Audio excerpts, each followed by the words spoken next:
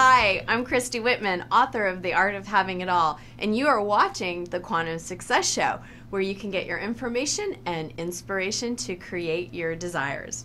And in this episode, we are going to explore how there is no road to happiness. Happiness is the way. In other words, the jig is up. And by jig, I mean the act of looking for happiness outside of ourselves, or in the words of that song from the 70s, looking for love in all the wrong places. I was looking for love in all the wrong places, looking for love in too many faces, searching their eyes, looking for traces of what I'm dreaming of. I'm here to tell you that the jig is up. Because in the same way that the appearance of happiness does not automatically translate into actual happiness, the outer manifestations of our it and our all does not automatically generate the internal contentment, satisfaction, and peace of mind or happiness that we're all taught that we will feel in the having of it.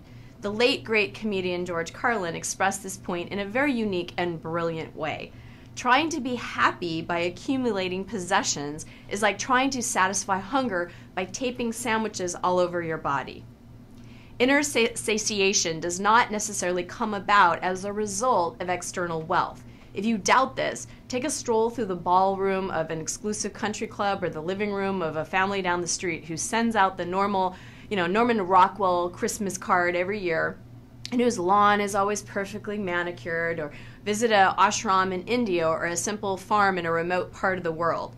What you'll see is that people who appear to have it all in the outer material sense may or may not have it all in an internal spiritual sense, and vice versa.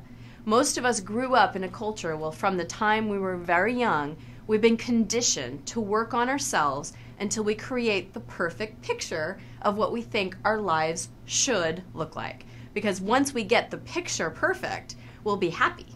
And then, when our inner reality doesn't match the outer pictures that we've created, we naturally feel disillusioned or even devastated.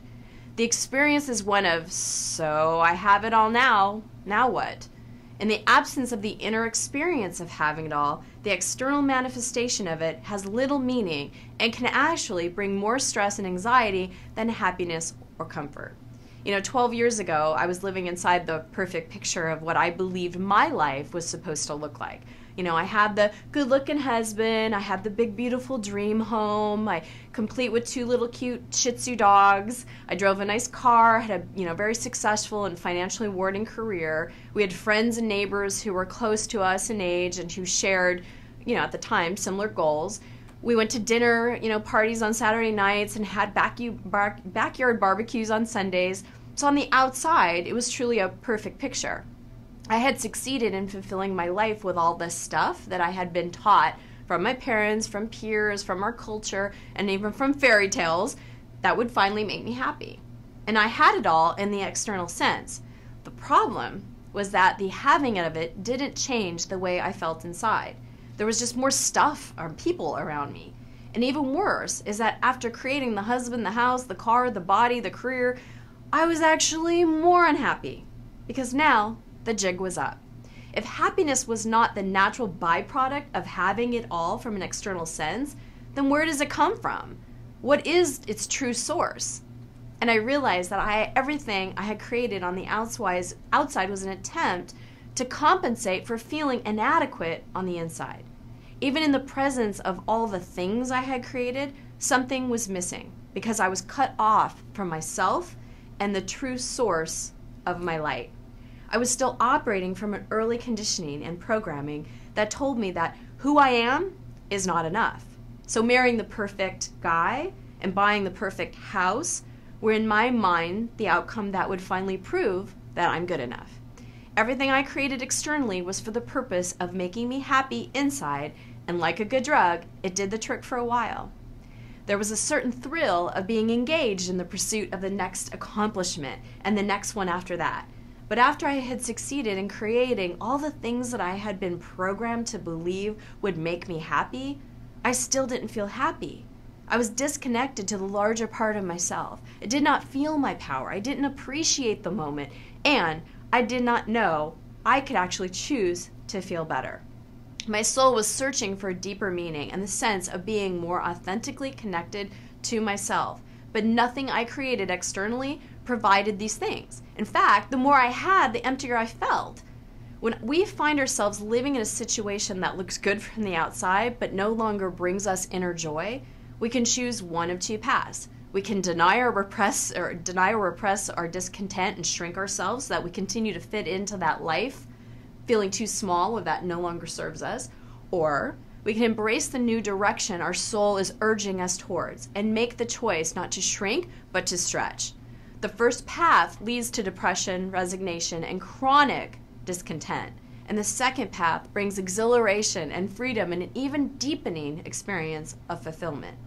What most people label as depression is really a suppression of our innate desire to expand into the magnificent people that we were born to be. You know, author and spiritual teacher J.P. Walsh, who I interviewed for the book, really describes depression as a cultural conditioning in which we are taught to lower our expectations rather than open our perspective. You know, really, to have it all is continually coming up against our own evolutionary edge, where we've gone as far as we can go with one particular form of our self-expression and are being asked to let that go and to move on to the next. As our priorities change, so do our desires. And this means that sometimes we outgrow circumstances that we once found to be completely fulfilling. The need to recognize and honor and shifting priorities was underscored by my best friend and my really good friend and colleague, Ariel Ford. She's a beautiful, brilliant woman and the author of The Soulmate Secret. And when I asked her recently how she defines having it all for herself, this is what she said. She said, I finally figured out how to prioritize.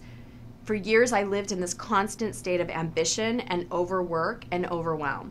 And the way I live my life today is what I refer to as unbranded. So because while I could be running all over the country, lecturing or leading workshops, and that choice would not support my definition of what having it all means to me at this moment in my life.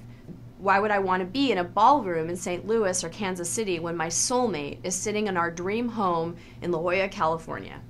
So having it all does not mean doing it all. And the great news is we get to pick and choose what we give our attention to, and if one choice no longer fulfills one of our it and our all desires, we can choose something else.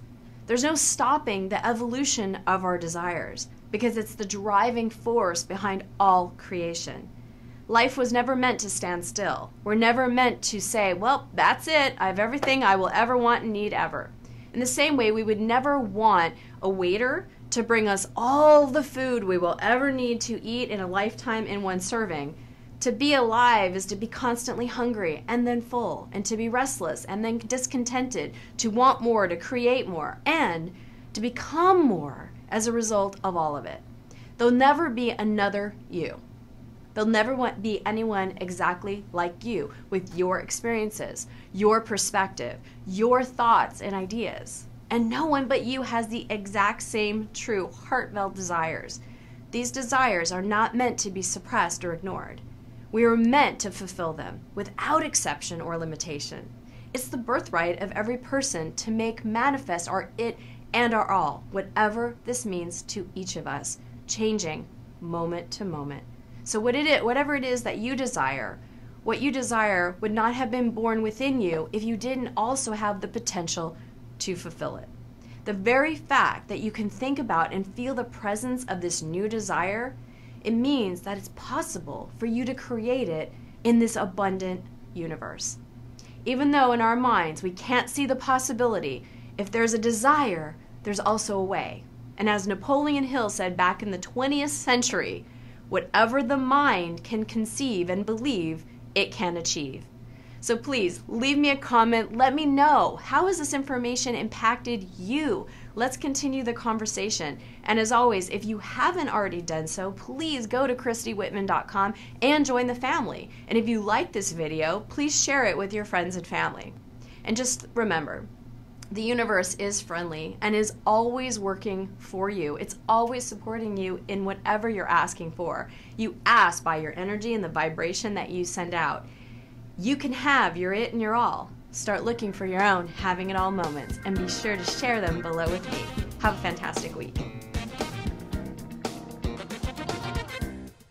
I am the artist of my painting. I am the driver of my car. I am the director of my play. And baby, I'm the star. Are you ready to have it all? When you pre-order your copy of The Art of Having It All today, not only will you get instant access to the digital ebook version that you can read right now, but you'll also get access to over 102 other celebrity interviews where they share their secrets on how they created a life of having it all. Click the link below to discover how you can start having it all right now.